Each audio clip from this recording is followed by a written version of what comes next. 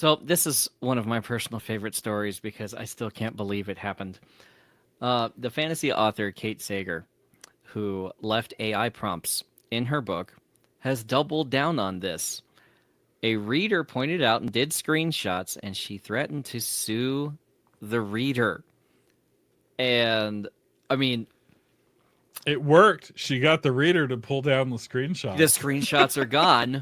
But the backlash was so bad that Seeger had to delete her Threads account, left a passive aggressive Instagram post behind her.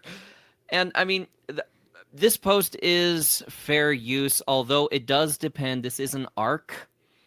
And if you post screenshots of an arc, I can see how there might be some issues. I mean, it's not contractual.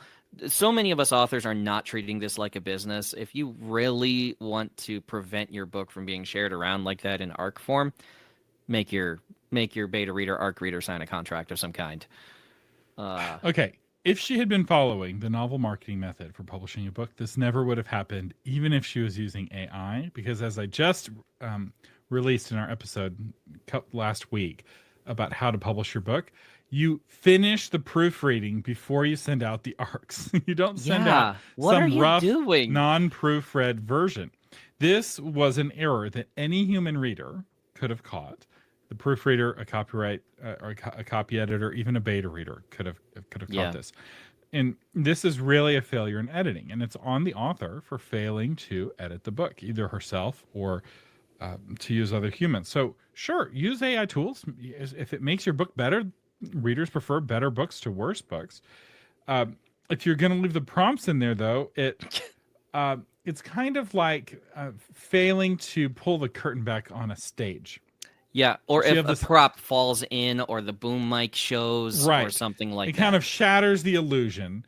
It was like, oh wait, this was written by a person using tools, and it becomes a little bit less magical, right? You got to keep all of that Yeah. behind the curtain to enhance There's the a reason magic. magicians don't share their secrets, right? Because the whole point is the suspension of belief.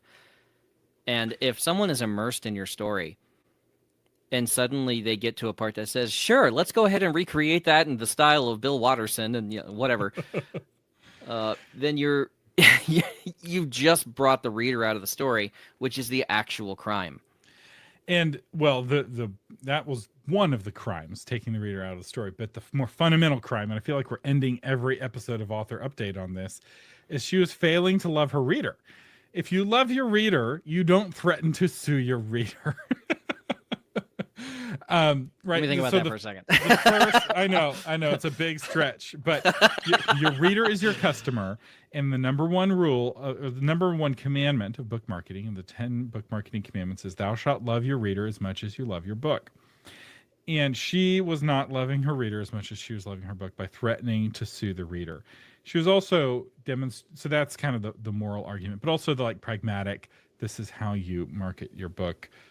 By loving your readers and treating them well.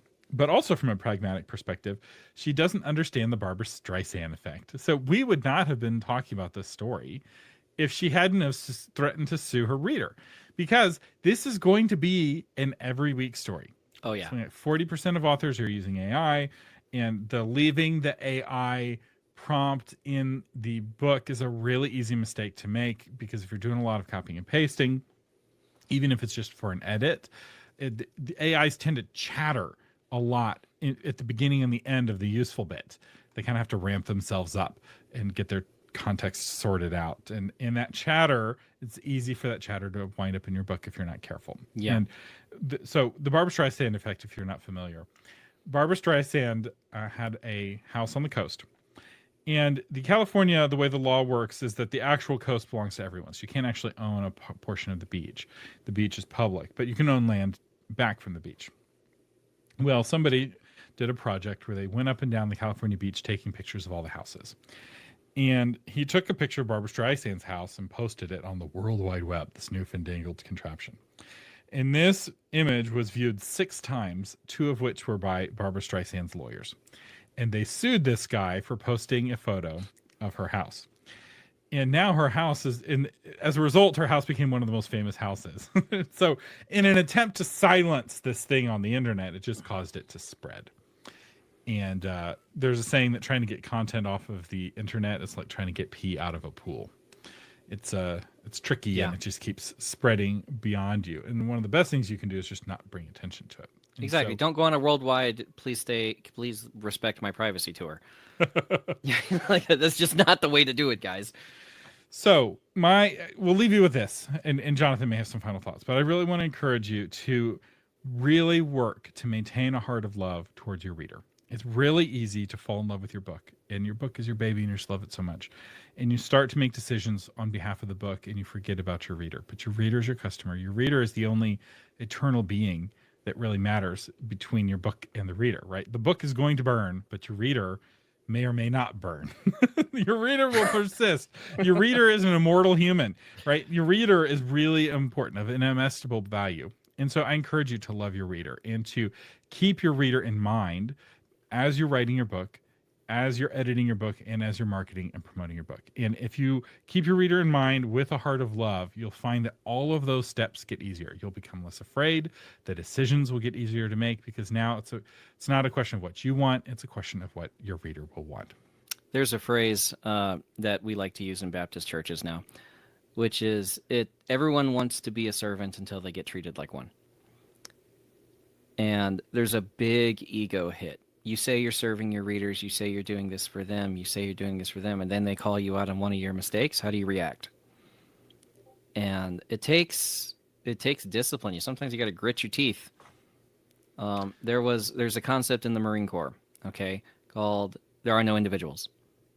There are no individuals in the Marine Corps, which is why we seem like we're all exactly the same. Because we all react exactly the same. It's kind of weird to us too. It's like, wow, we really are programmed. But when you're in boot camp, you're not even allowed to say the word I.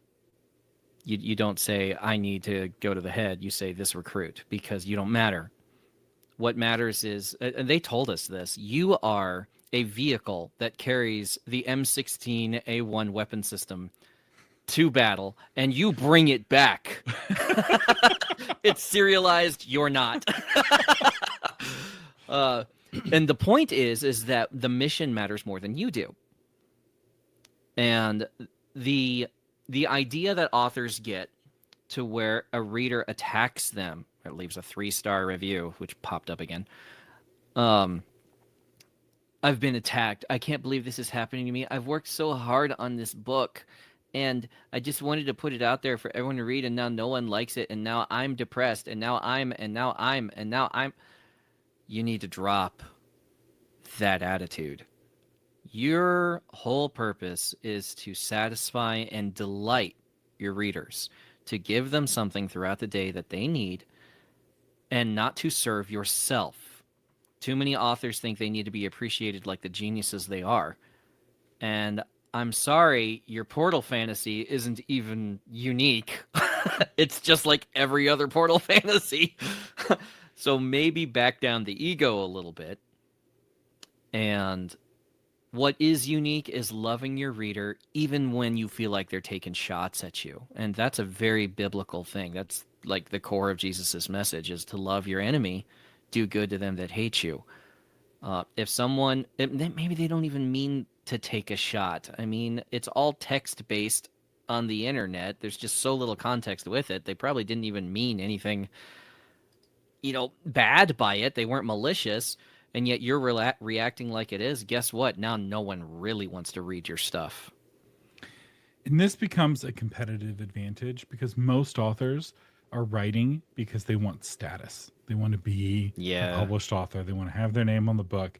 And you can always beat that kind of author, almost always beat that kind of author, if instead of chasing status, you're motivated by love. It really is a competitive advantage. Look at the difference between Patrick Rothfuss, which everyone thinks is a jerk, George R. R. Martin, whom everyone thinks is a jerk, and Brandon Sanderson, the guy who has the least use for the status that he has.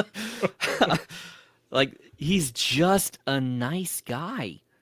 He really is. And I think his writing's kind of bland, but people really like his work. He got attacked with the most vicious hit piece I've ever seen an author get attacked by. It inspired an entire episode of Novel Marketing on how to deal with hostile media interviews. I remember that one. And his first reaction because he posted to the Reddit because everyone's freaking out, and he's like defending his readers. He's like, "You are not a loser for liking fantasy." Mm-hmm. Like, even when he was being attacked, his love for his reader was his like guiding light. Yeah. And it caused his readers to love him even more. In fact, it triggered the like nerd defensive status that like all nerds who were bullied in school like would gang together, right? And like this hit piece didn't work. It caused his fans to love him even more. So I encourage you to love your readers, and I also encourage you to come back next week for the next author update. These are at 4:00 Central Time every Friday on the Novel Marketing Channel.